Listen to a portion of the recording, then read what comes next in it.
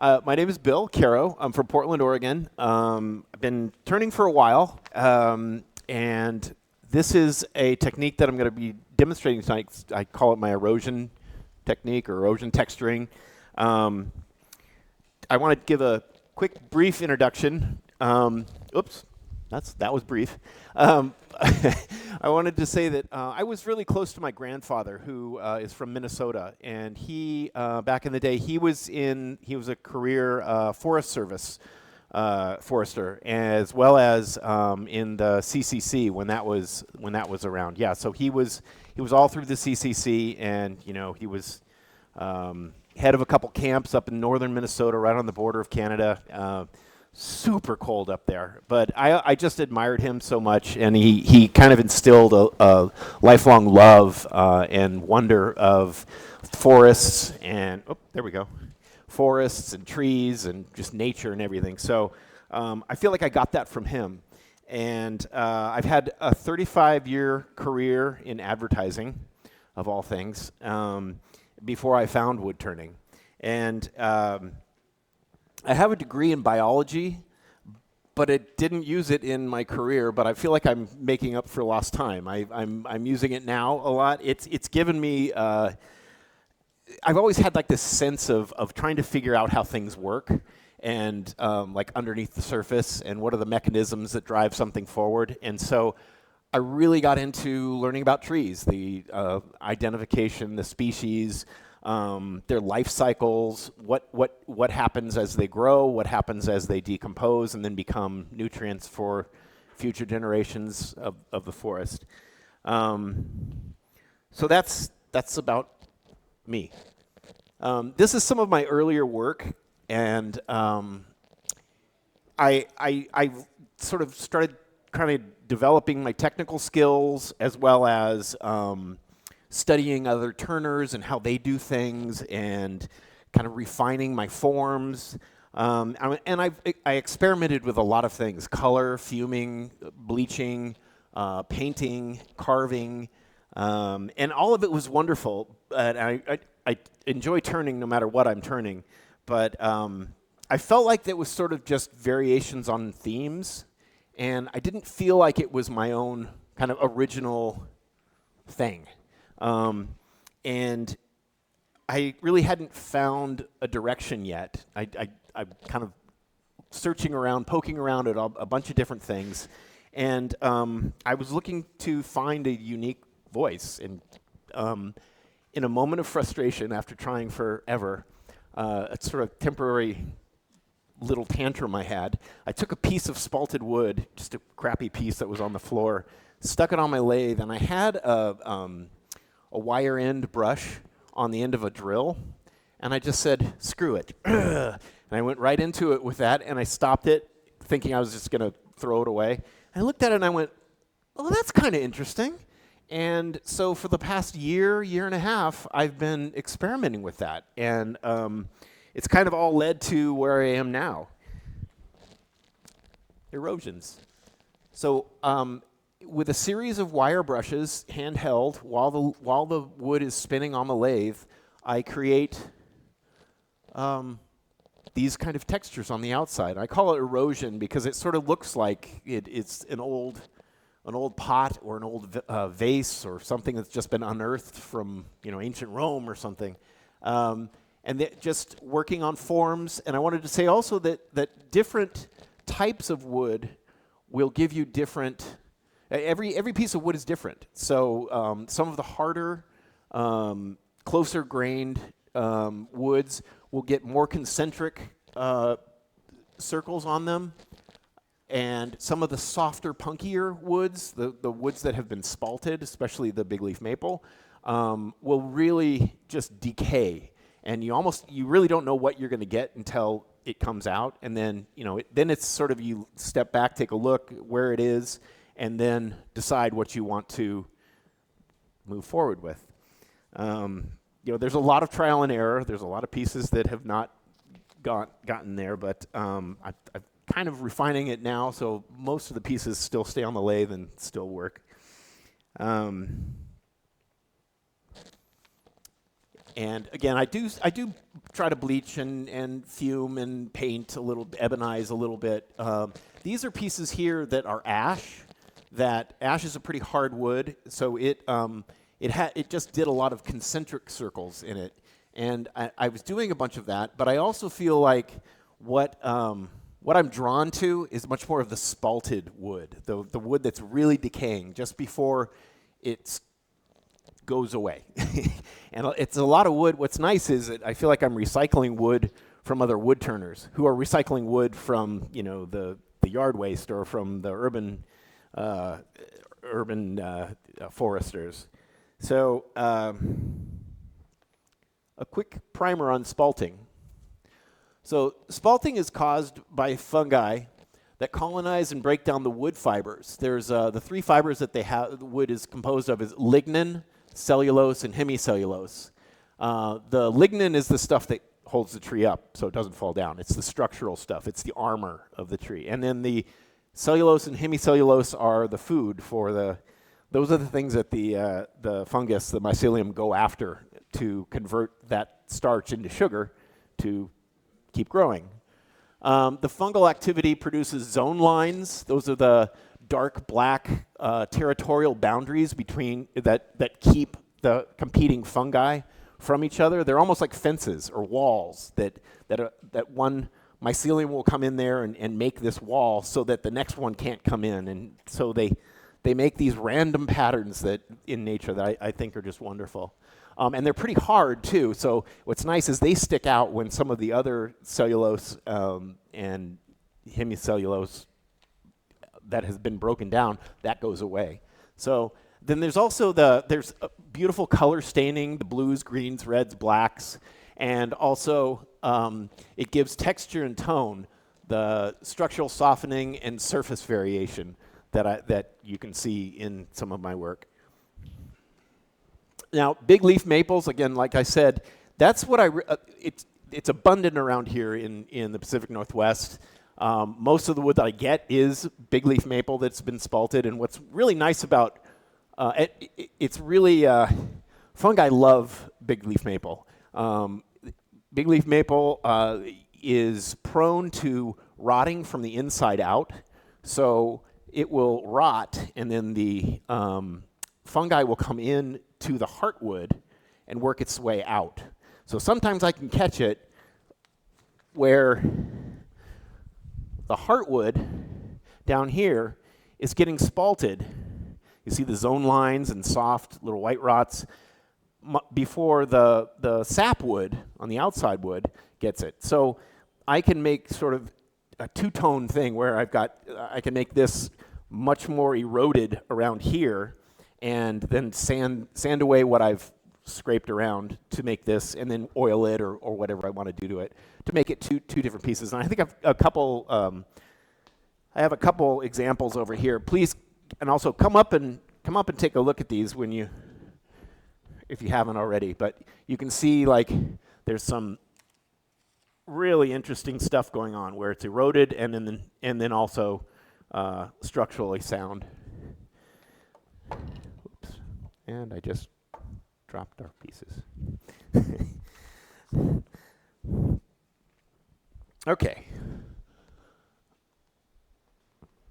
So again, spalting is controlled decay. It needs to be caught at the right moment for the character when the character is developed and the fibers have softened, but the structural integrity still remains. So that's a good example of a nice piece that I can use that it will erode very well.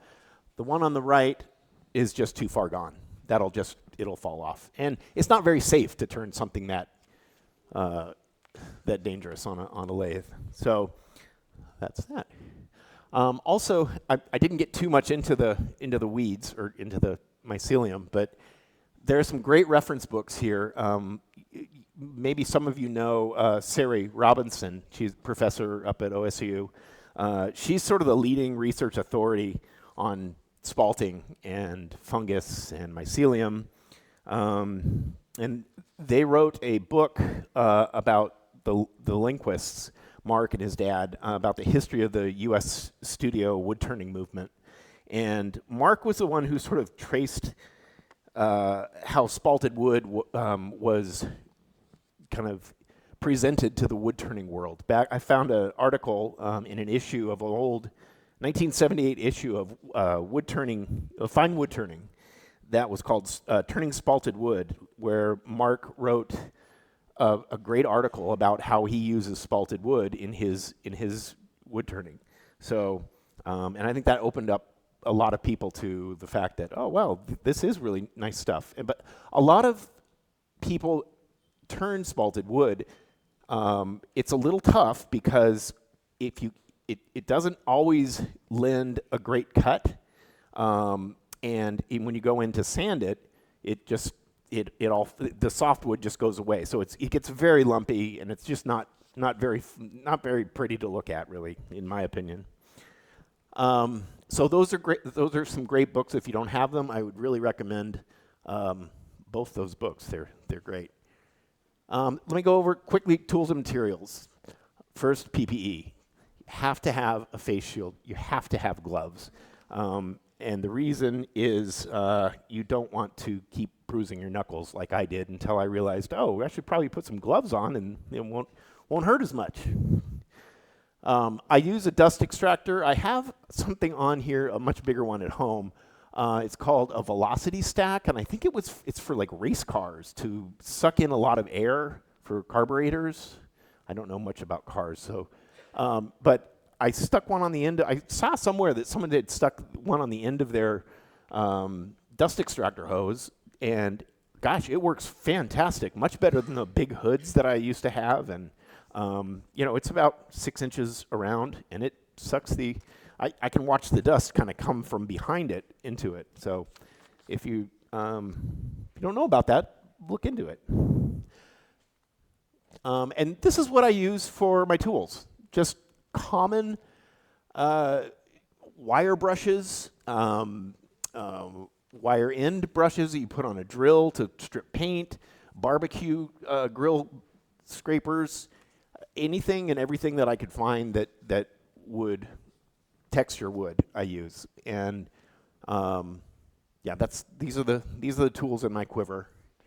So, and then at the end, when I finish, I've tried to put oils and such on, but I feel like it takes away from the actual texture of the piece. So usually what I do is I just spray a light fixative or a matte lacquer on it just to keep it from falling apart any further. So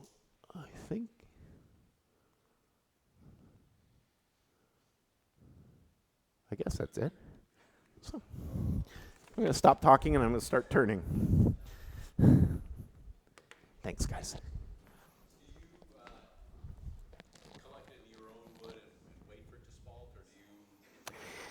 The question is, do I grab my own wood and wait for it to spalt, or do I get it already spalted? Usually I get it already spalted. Usually there are a lot of wood turners at the two clubs up in Portland that say, hey, I've got a lot of wood we're hoarders. We hoard wood. That's what we do. And then fortunately for me, but unfortunately for everyone else, it goes bad and you can't turn it, or it's just not good enough. So I usually can find wood, or wood that has been down, that had to be brought down because it was rotten in the middle and structurally not sound in front of a house.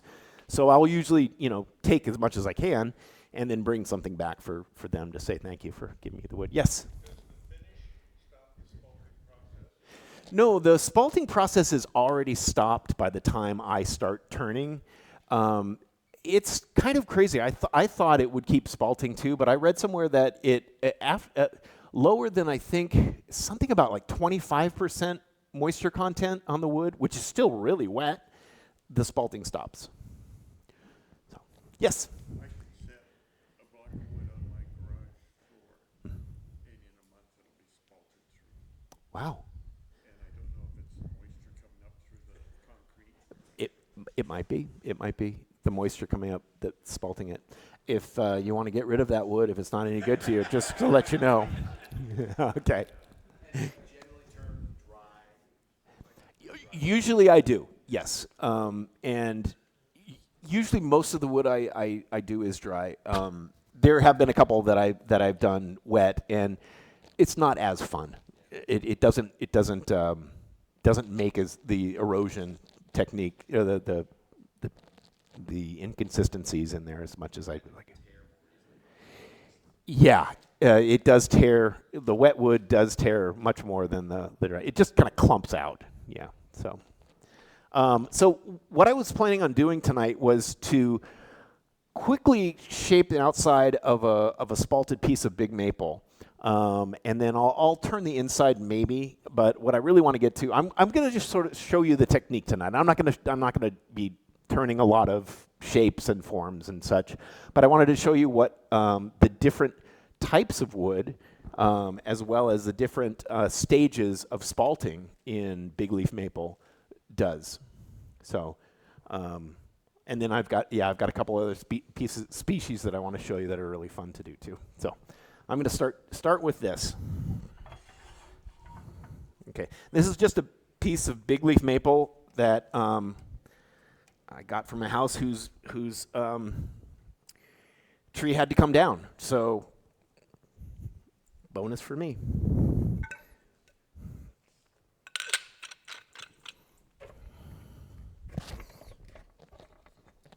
Okay, I was told I should put this closer to me. Does this work better? And I'll talk a little louder, maybe. Okay, great. Let's just see how this works. By the way, this is a wonderful lathe you guys have. This is like the cleanest, smoothest lathe I've demoed on. Okay, I'm turning about 1,000 now. And I'm not too worried about tear out. I'm just going to make the shape of it. And I'm not going to spend too much time doing it.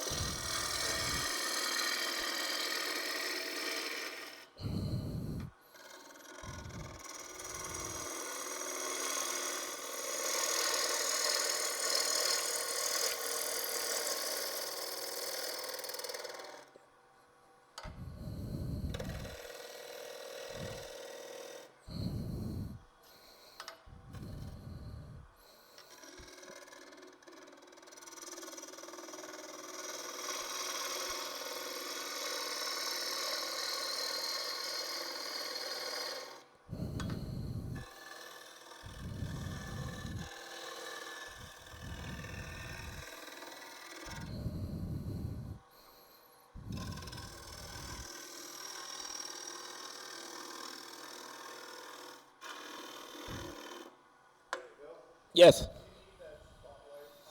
I don't. I don't need it on. Is it better with it off? Okay. So where's my wood again? Oh, here it is.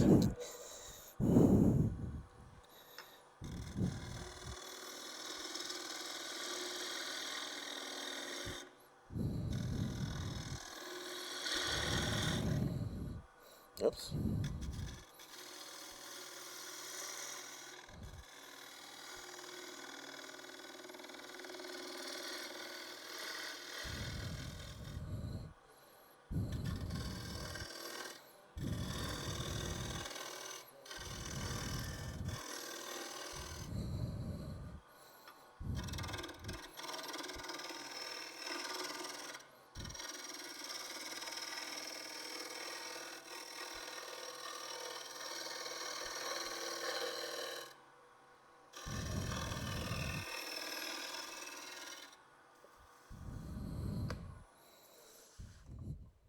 Not the best form. I don't want to spend too much time on this. I might reform this afterwards, but I just wanted to start and show you that it doesn't need to be perfect because we're going to erode it afterwards. So that's the best part about this. I don't have to sand the outside.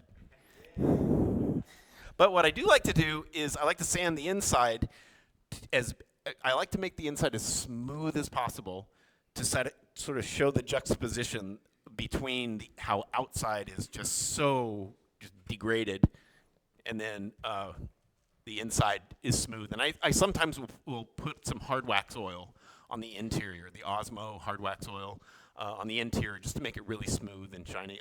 People have come up before and said, like, I didn't realize that was wood until I looked inside of it. I thought it was pottery or something. So So that's that. What am I looking for? I'm looking for this. Oh, so another thing, I'll give you a couple tips while I'm doing this. One, this is a planer blade that Dale Larson introduced me to. I use this. Where are we? I use this. It's just a simple planer blade that I sharpened a little less than 90 degrees. And what I only use it. I never use it flat because it's a planer blade, so it's pretty brittle. I use this to just smooth out, to shear scrape at about a 45-degree angle, really lightly all the way around. And if you can see, I don't know if you can see how torn out that is. I'm going to see what I can do with that. It's really spalted here, so it is going to stay pretty rough. But let me see what I can do with this shear scraper to see if it'll smooth it out a little bit more.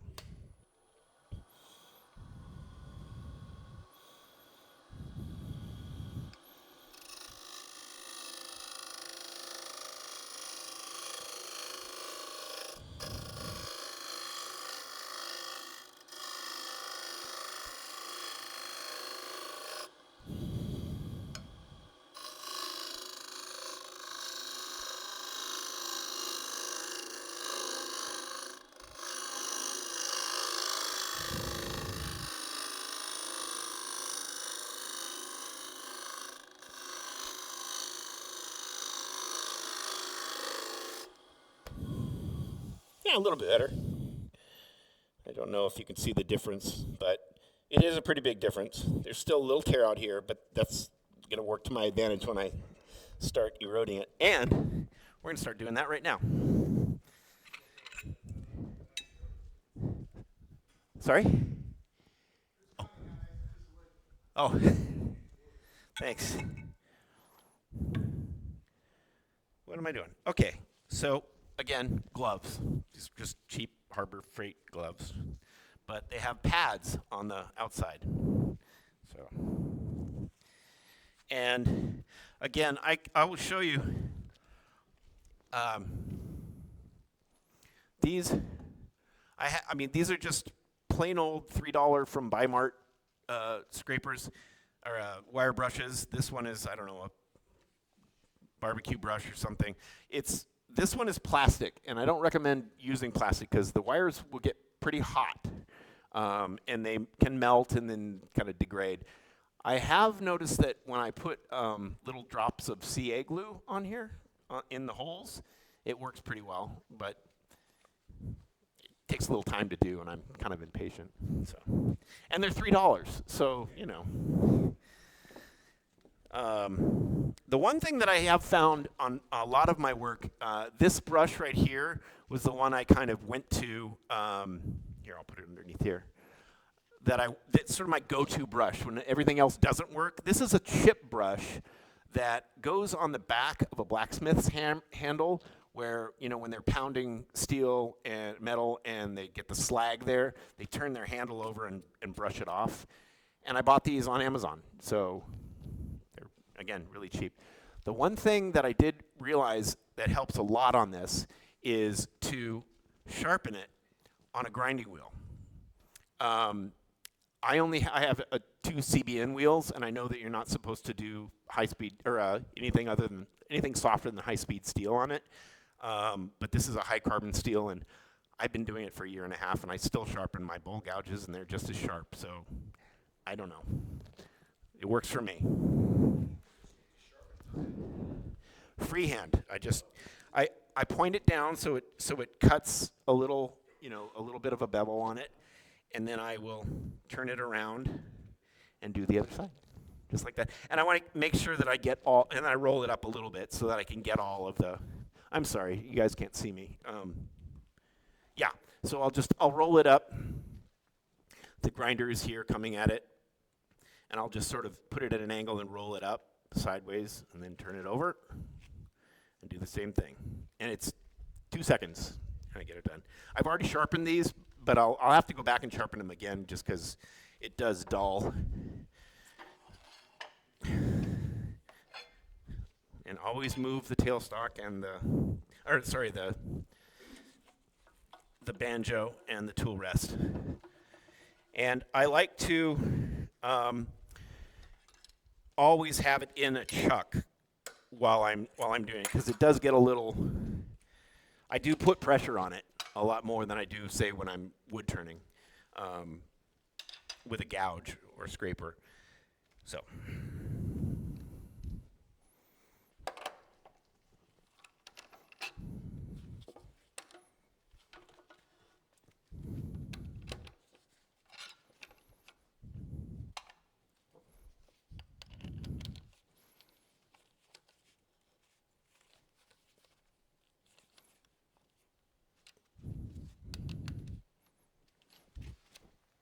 Good. I always bring the tailstock up. And I brought my dust extractor here with the smaller version of the velocity stack, that hopefully it will get some of the dust from going all over. Okay, I am gonna put that on, I think, so I can see a little bit better. And I'm gonna start off with, let's start off with this big brush and see what happens. I usually don't go over about 1,000 or 1,100 RPM on it. I find that the wire brushes will get so hot that it'll burn. You know, if you have like a wire thing and you want to burn stripes in your pieces, does the same thing. What? Oh, I guess I can leave it off now. Yeah, that'll be fine. Okay, so I'm going to turn the vacuum on. It's going to be a little loud.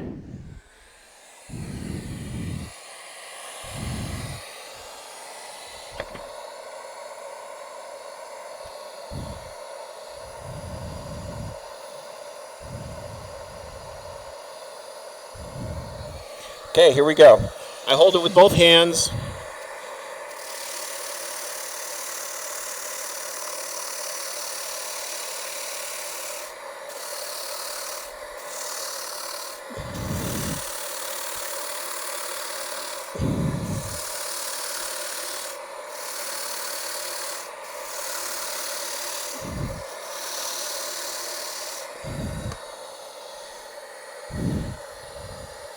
So I also go both ways. I will turn in reverse as well. I find that gets it a little bit more even of a texture on it. So I'll do that again. Sometimes the wood takes a little longer just because it's not quite as spalted, but I can get this down pretty good once I move to my next brush.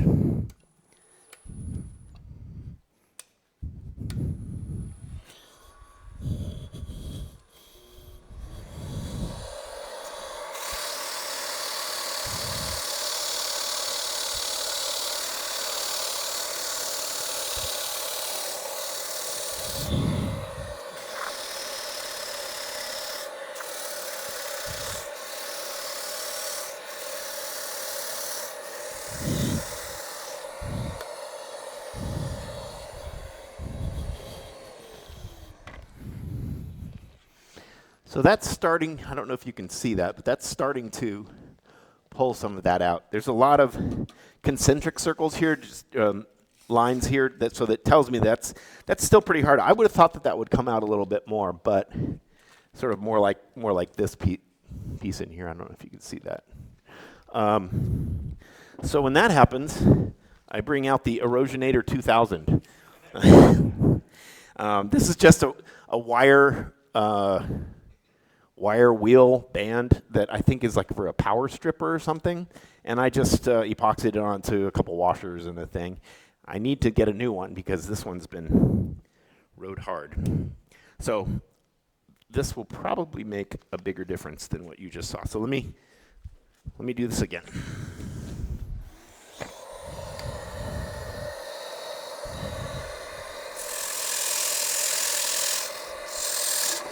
Oh! So, sometimes when I push too hard and it's in reverse, because I don't have a grub screw on, it'll come undone. So I won't push that hard.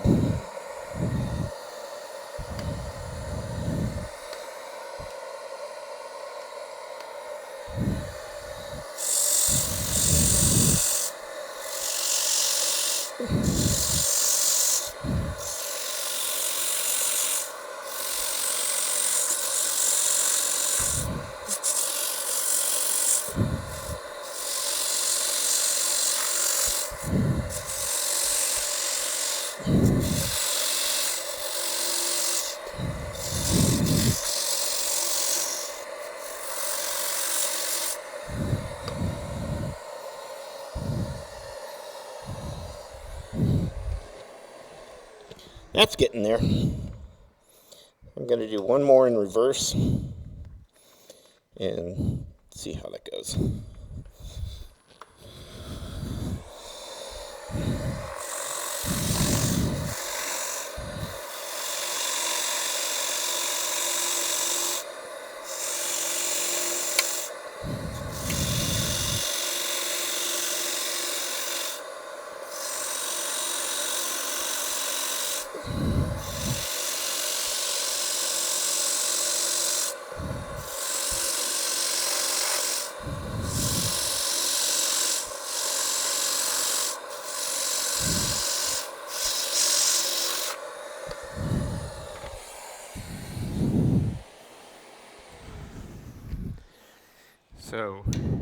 So that is getting there, and I find that, yeah, that's really nice.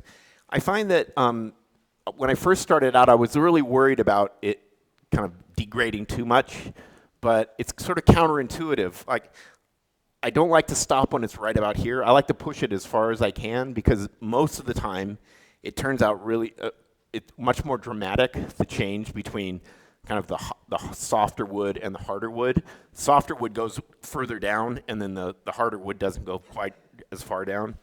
So that's pretty good. I think I'm going to stop there. I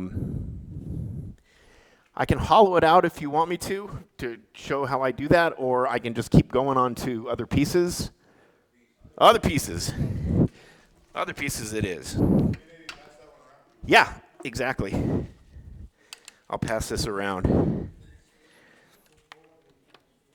So just so you know, I would probably spend twice as long as I just did there on this piece, just to kind of keep pushing it and pushing it and pushing it.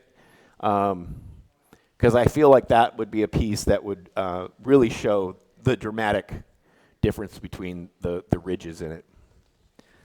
So it's kind of weird, isn't it? I mean, like you're just putting a brush next to a piece of wood, but I feel like it brings out the character of the wood, I think. So anyway, okay, here's a good one.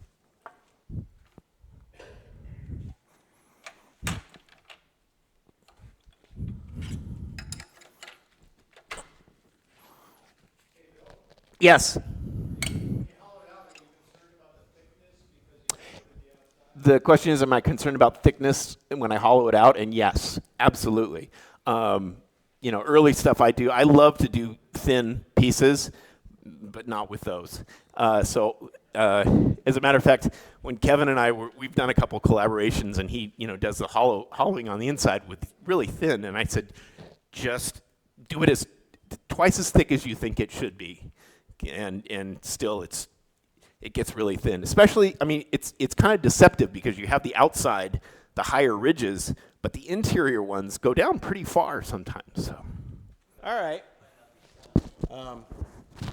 Is this back on? Yep, this is back on. Okay. So I have another piece that I was working on the other day. I did a little collaboration with another woodturner in my club, and he sandwiched two pieces of wood together. One of them was mahogany, and the other one was this spalted maple with some good white rot in it. And this is what it came out. You probably have already seen it, but this is sort of what came out of it. And I was really happy with the way not only it eroded on the top, but just the differentiation between the woods, I think, is nice. But I thought maybe a darker wood would even be more. So I'm going to try. I tried it with this, and it's not anywhere near done yet, but I wanted to show you what would happen texturing a face of a piece. So this is going to be sort of more roundish this way than it is kind of like that. Oh, anyway, let's make sure that this is going. Yep. Okay.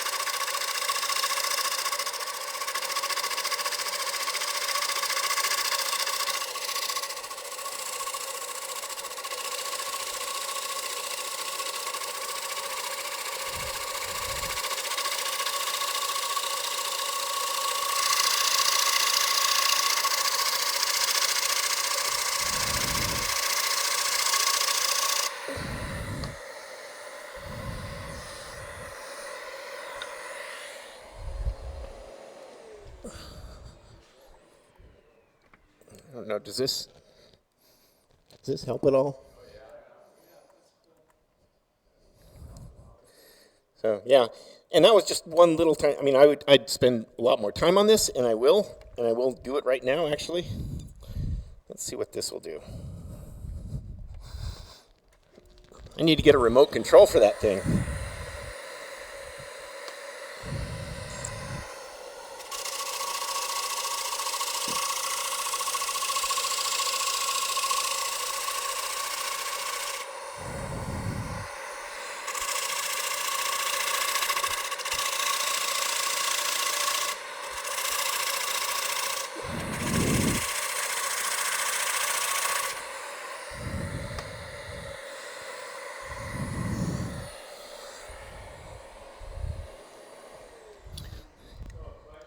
Yes. So the center that's spinning a lot slower than the outside is.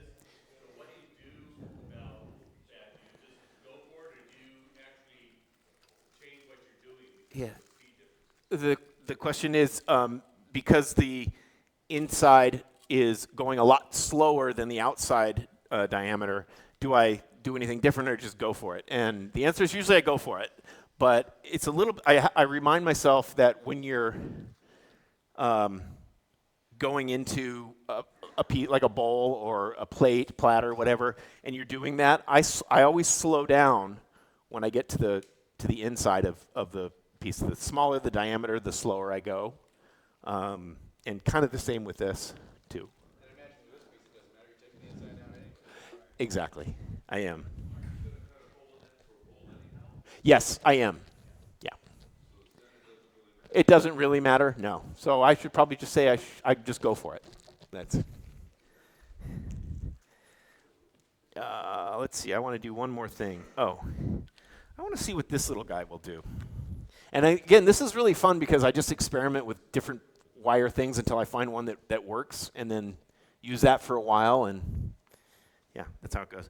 Yeah, this is nice. I'm gonna do a little bit more on it though.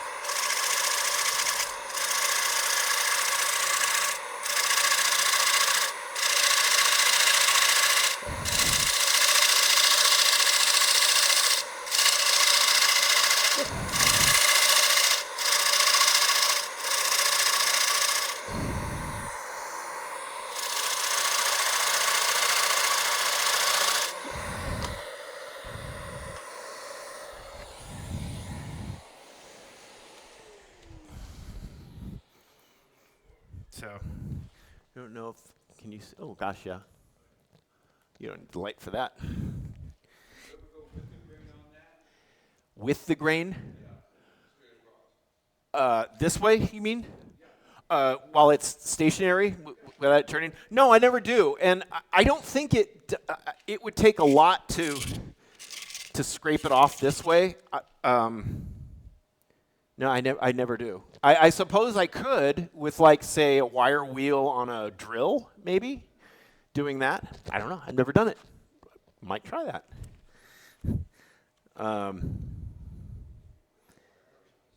Yeah. So I'm gonna.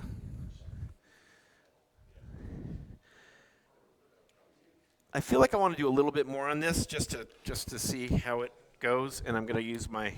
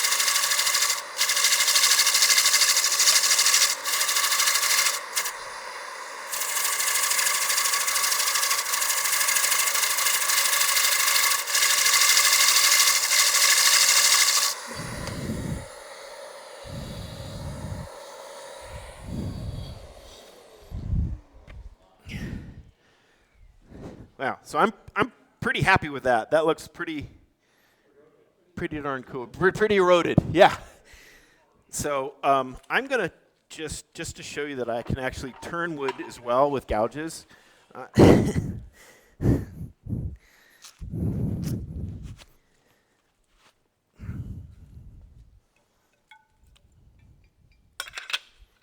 I'm gonna just turn the inside.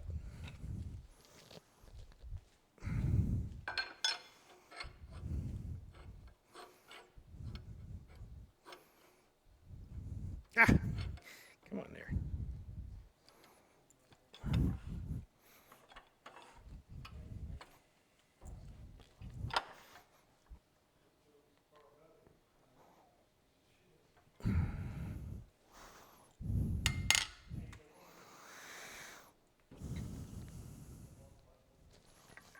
So I'm just going to establish an outside diameter of it.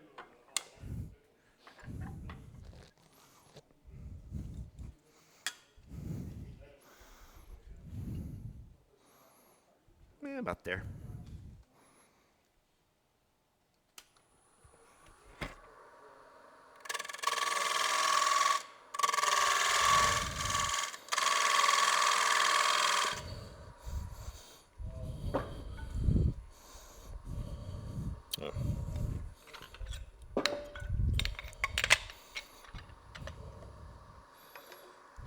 Oh, so close. There.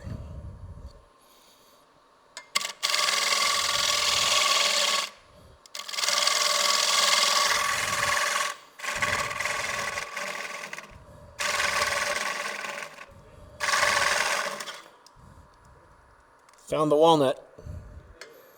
Oh, I went through the bottom of the first piece.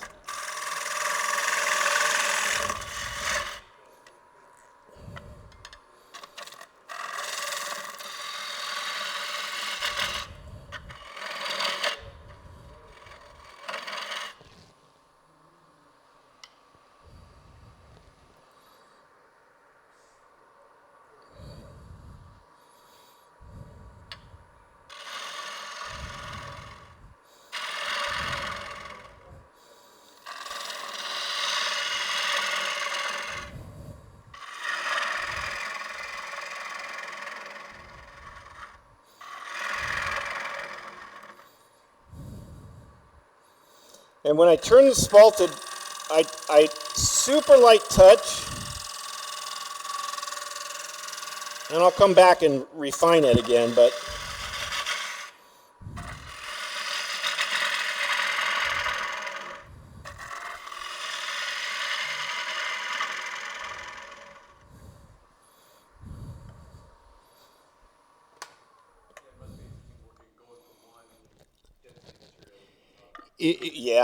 it's a little bit of a challenge.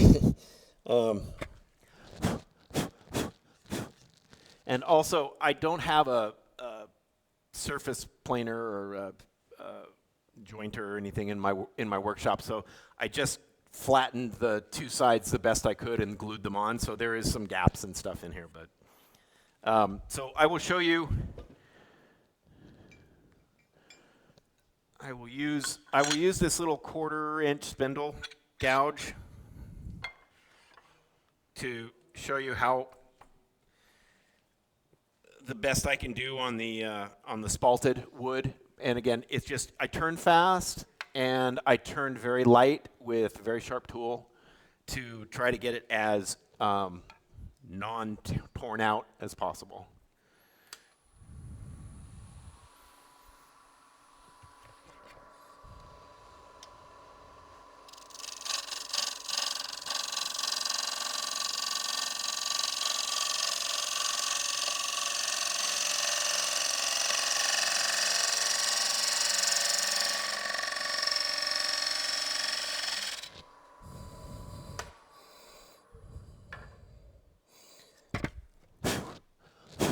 Yeah, so it's still pretty punky, but that is going to be about the best I can do on that. You know, there's some that's pretty nice, but this was pretty punky wood.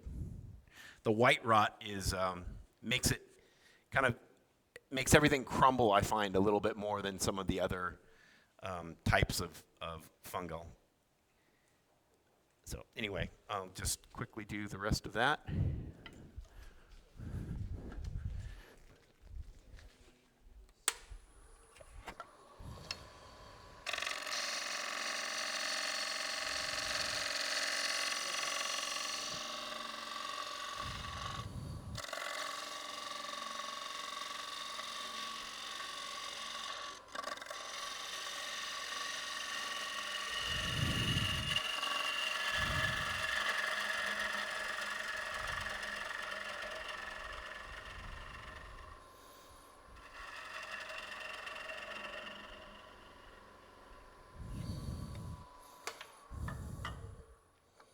Oh, that's horrible. So this is just a 1/2 inch scraper that I'm going to put up on its edge to shear scrape a little bit.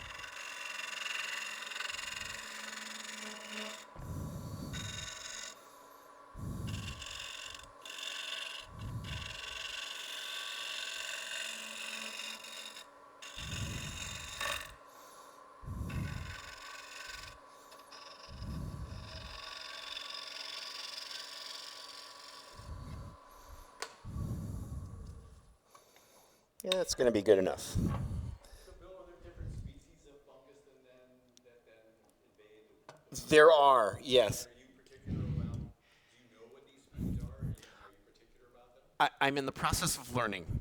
I don't know all of them, but I know there are different varieties. There's tons of different varieties, and I'm not sure of the ones that are most common around here, but the ones that invade the big leaf maples are the ones I love.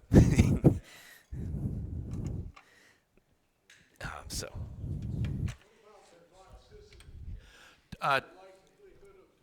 Great question. The question is about toxicity.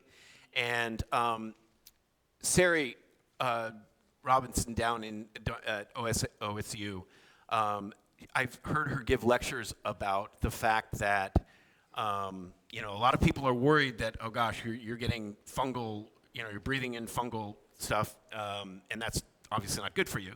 She said the amount of fungus that you breathe in just by walking around in the world is much more than a little bit that you get in here. So, and she also said it's not that toxic. You have to get a lot in your lungs to really mess you up. So I'm hoping that's true. I always I do wear a dust mask when I am eroding as much as I can. So that helps, I think. I also find that my dust extractor at home does a really good job. I haven't been watching. Has it been flowing everywhere on you guys? Okay. Oh, it does? Okay. Well, I won't put it in reverse anymore. Yeah, so, I mean, in terms of toxicity, I'm hoping that, as long as I'm taking some precautions, that it's not going to kill me. And if it does, I'll die a happy man. The question is, where do I find this velocity stack? So I source them from Amazon. You just look up velocity stack, and there's a bunch of different ones in there. I just happen to find the cheapest one, and it works. So, but it is still very sharp when it comes from the factory, so be careful. Just sand down the edges of it so that you don't cut yourself, and that it stays open for about 2 weeks, and then you can't turn because it hurts too much. Just saying, that might happen.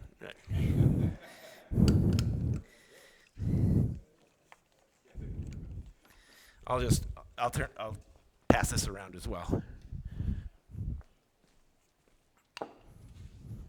How much time do I have, by the way? I'll give it another about 20 Well then, are you in for a surprise?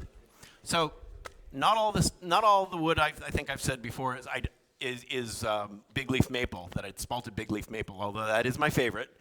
Um, I think I showed a couple pictures of pieces up there that were ash it's a lot harder wood. Walnut is a harder wood than the spalted, when it's not spalted. This is just good pieces of wood. The ash, what's nice is the spring wood is softer than the summer wood or fall wood, whatever you call it, in the growth patterns. So all of that comes out. It's softer. That comes out, and it really does look like it's been sandblasted with concentric circles around it. So, and I like that on some pieces, on some smaller boxes and things that look a little more ordered and a little more considered than just that chaos that's the erosion. But Kevin and I did a couple collaborations. Where's the other one? Here it is. So this is a good example. This is cottonwood. This was a burl, right? No, it's just cotton. Oh, it's just cottonwood. Okay. So, where am I? Here we go. So there was some spalting on this cottonwood, and cottonwood, pretty soft wood to begin with. But this works as well. This is a piece of redwood burl that wasn't spalted at all, but it was so soft that this is what it did. I don't know if you can see that, but yeah. I just love the patterns that it makes. Yeah. Oh, and this is a crazy one. This is one that obviously Kevin didn't do this one because the hole is way too big. I did this one, and look at the burl did just weird stuff to it. And it goes all the way through. They're just. In the southwood, especially, that burl was a bit buggy, so I think that's part of what all the tunnels are there. Yeah. Yeah, but it's just. Anyway, so I would say if you're gonna. Redwood burl. Oh, I'm sorry. Yeah, this was redwood burl. I would say if you're going to try this, try it on any wood that you happen to have lying around that you just want to experiment with. It does. I was just about to pick this one up. So this black vase, where am I? This black vase is a piece of sequoia. And it's not spalted. It's just, sequoia is very soft. Sequoia is like the worst wood to turn. There's no way that you don't get tear out. But so a lot of my wood turning friends have tried to turn sequoia. They don't like it, and they give it to me because it does such amazing, interesting things when I put a wire brush to it. And then I just ebonized this with, I believe I just used India ink on it. And then I did a little bit of dry brushing on the outside to hit the high points with a little bit of, I think it's just blue acrylic paint. It's very subtle. I might go back and make it a little bit better. But It's got some layers on that. Did that just come out that way when you did your brushing for the wood itself? it does. And I've got a nice big piece here that I'm going to put on and show you.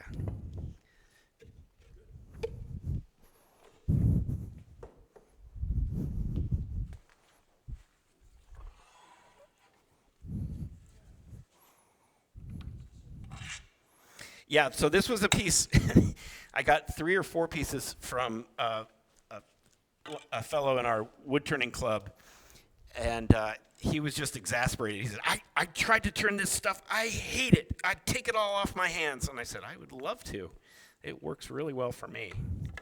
The trick, though, is to get the interior smooth as well, and that's the chore that I find really hard to do because it just tears out. It's just tears out everywhere. So, okay.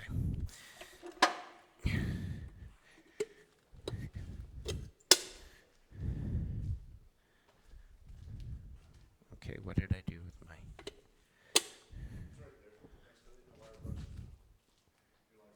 Yeah, up.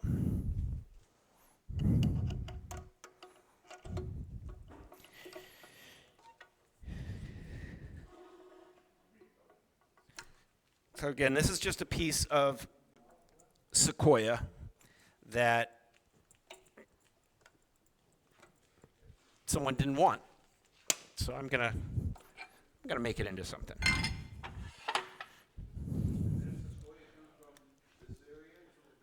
Yes, I believe it did. Yeah, he thought he had a great score, like when he saw some sequoia on the side of the road, and he's like, I'm gonna get this and use it. So we're gonna go straight to this. And oh, let me show you. I don't know if you can see this. Is it possible to show you what I do on the grinder?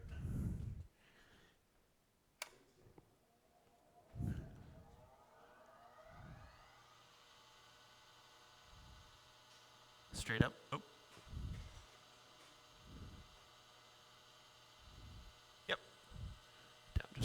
Down just a little bit. Yeah, right here. I just take this and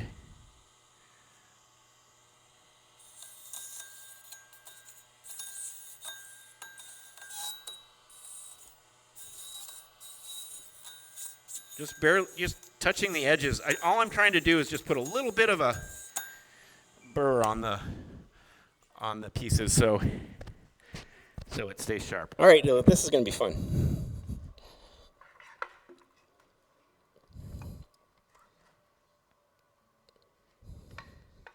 Come on.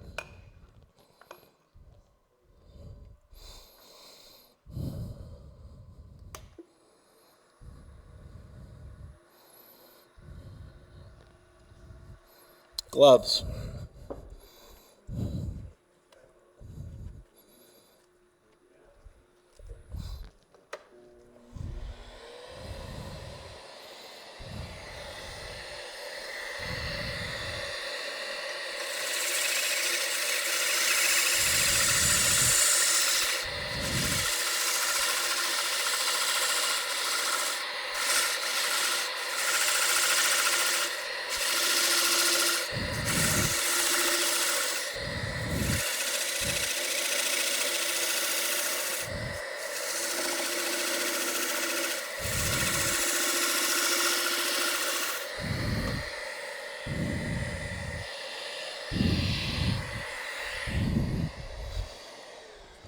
So that was just like one time around. Can you see what it did that? Yeah. Isn't that neat? I love sequoia now. Anyone want to hollow out the middle of it for me? I'll do a little bit more.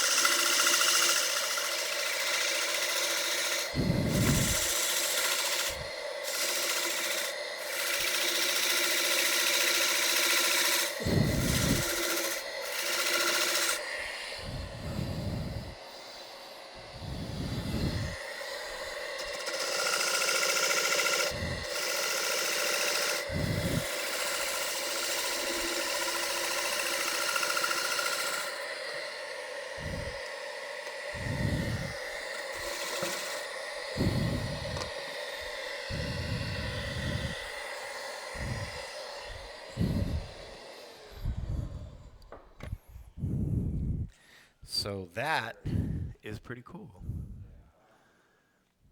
I'll pass that around and show you. It really is. It's yeah, I can't believe I sort of stumbled onto this. It's been really well received, and it's super easy to do.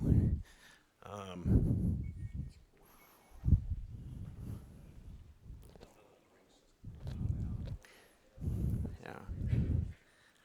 So that's, I think that might be my demonstration. I have another little piece.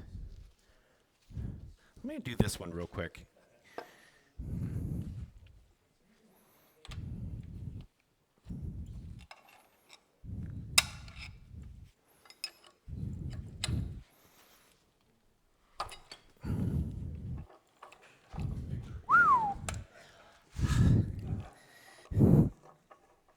If I would have done that twice, I would have ran out of here.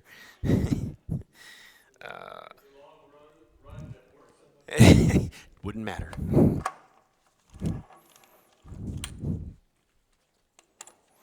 This is a piece of very spalted big leaf maple, and it is this is spindle turning, so the grain is running this way. So I just want to show you the difference between that and turning face grain and or turning side grain.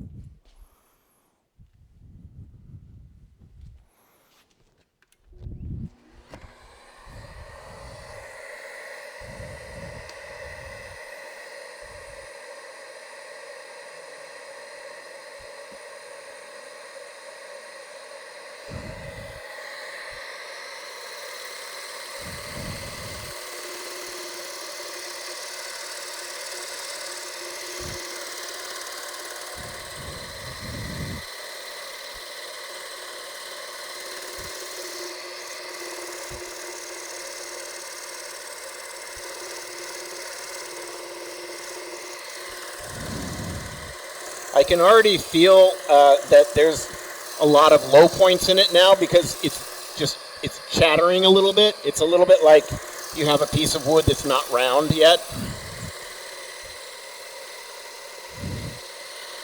Especially right about there.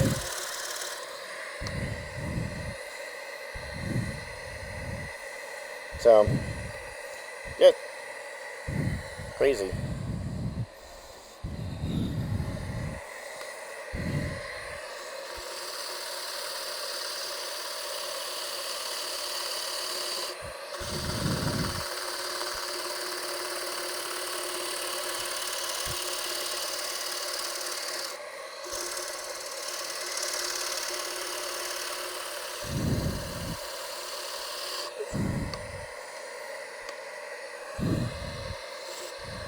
Oops.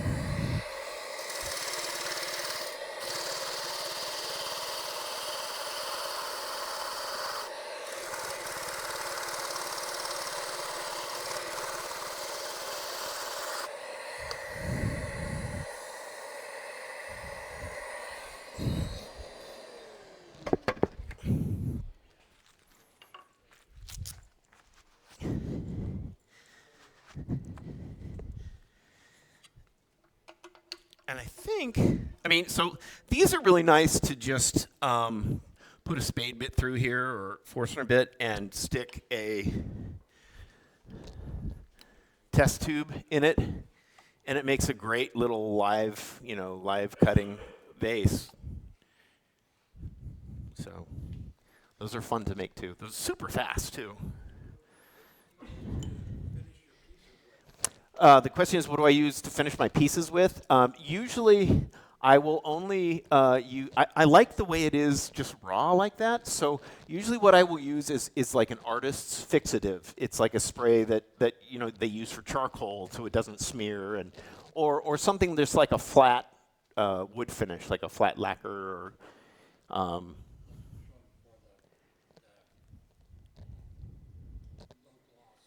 yes, the low gloss lacquer, low gloss spray, rattle can stuff. I used to think that you needed to get the best $50 spray bottle or something, but you really don't. I mean, a lot of the professional people just use artist fixative or that type of stuff. So the pieces that take oil, or the parts that take oil well, are the pieces that are not spalted, that are not eroded. Like this burl here wasn't spalted at all. So what I did, so it was a lot harder wood here. So once I did the whole thing, you can kind of see some of the wood is kind of hard here. So what I did on that was I just sanded off the wood that wasn't spalted. I sanded off the little marks that I made with the wire, and then I oiled that part with just with the walnut oil, and I just used a little paintbrush, kind of did that, dabbled it around. And what's really nice is the zone lines really pop out when you put oil on them. Yeah, yeah. So that's I think that's going to be my presentation. Sorry, it was a little loosey goosey and a little touch and go there, but that's it. Thank you.